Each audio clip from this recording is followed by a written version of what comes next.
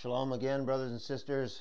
This is part 2 of the Overcomer Victorious message to the overcomers in Messiah. This is in chapter 2 of Revelation. And this is hard-hitting because of who's speaking. And I'm not talking about me. These letters to the congregations, to the churches, to the ecclesia are very direct, straightforward, and I would add terrifying. Terrifying. Causes us to fear, to tremble. Okay, so we are going to take up here in chapter 2, say verse 4. He's already commended them for the other things above. And that's something I want to point out, that if you love somebody, you say the commendable things first. And then you tell them what you have against them. All right? Because you see all things, and you're willing to tell them. You don't placate them or, tolerate the things that they're doing that are not righteous.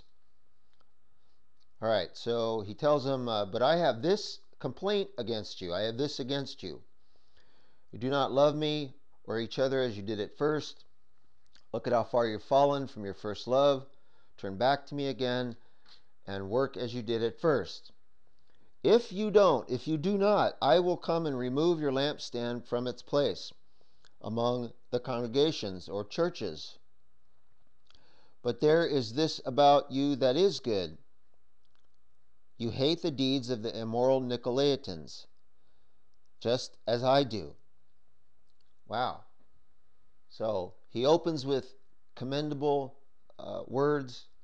He tells them the complaint that he has against them, and then he gives them more commendable words. So, you could be doing 75, 80% righteousness in the eyes of Messiah, but he doesn't stop there. He wants 100%. He wants complete purity. And he's going to point it out to you so that you can repent of it.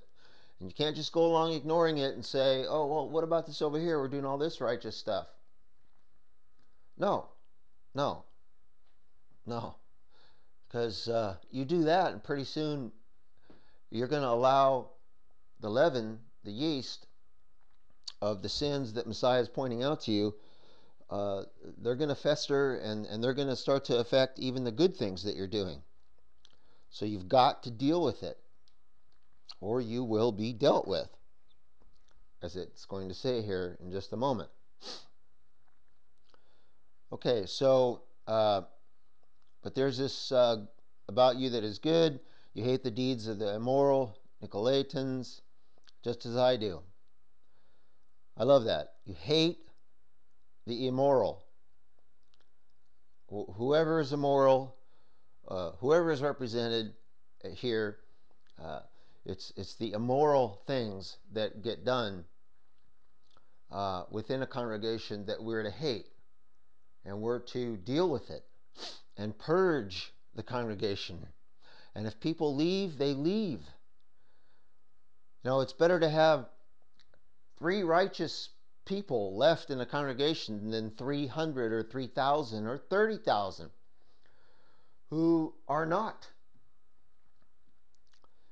Anyone who is willing, verse 7, chapter 2, Revelation, anyone who is willing to hear should listen to the Spirit and understand the Spirit is saying to the churches.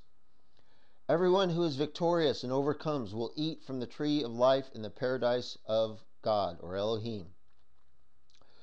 So, qualification is anyone who is willing to hear should listen. All right? We can be unwilling to hear and listen, much less obey and do what the Spirit is understood to be saying to the churches, to the congregations. we have to be willing to hear and listen and obey. Okay? And here's why. Everyone who is victorious and overcomes, that's the word there, will eat from the tree of life in the paradise of God. All right? Hey, turn that around and you say, anyone who is not willing to hear and not listen to the Spirit and understand what the Spirit is saying to the congregations and churches, anyone who's not willing, it's an act of your will. Okay? Anyone who isn't willing will not be victorious and overcome. They will not overcome. They will not eat from the tree of life in the paradise of Elohim or God. They just won't. It's pretty blunt. All right? You don't got it all wrapped up because you say a prayer or you raised your hand or you went forward and you closed your eyes and repeated after the parrot that stands up there, and then you went and had milk and cookies and then swallowed everything they taught you after that. It don't work that way. Nope. And I'm not sorry to tell you. I love you enough to tell you it doesn't work that way. If you do not overcome, you will not inherit any of the overcomer promises. If you're not victorious, this is a military mindset. This is a military commander here giving these instructions. This is Messiah. Okay? So, if you're not willing, you're not going to overcome. If you're not willing, you're not going to hear what the Spirit is saying. You're not going to understand what He's saying to the congregations. You're not going to have the wisdom to put it into practice. You're going to stand around and go, well, Messiah commended me for doing this, that, and the other thing, but, oh, He has this against me? Well, but I'm doing this and I'm doing that. I'm good to go, you know? Okay? No. Wrong answer. There's always something more to be purified of. Always. To be victorious and to overcome means put everything under your foot that hinders you from apprehending the thing that you were apprehended for. It's a military mindset to crush anything that stands in your way. More than conqueror? Really? You are? I'll tell you, if there was 10 more than conquering people on the planet today, it would be headline news. It'd be turning the world upside down. But first, they would turn the congregations upside down because judgment begins in the house of the Almighty, not anywhere else. We don't like that term here in America in the congregations. And I keep talking about America because that's where I live. All right, I don't need to go anywhere else. Not now, anyhow. My calling is to just tell it like it is and lay it on the line, let my light shine before men, and I don't care what they think about it. I don't answer to them. They don't answer to me. We answer to our Father.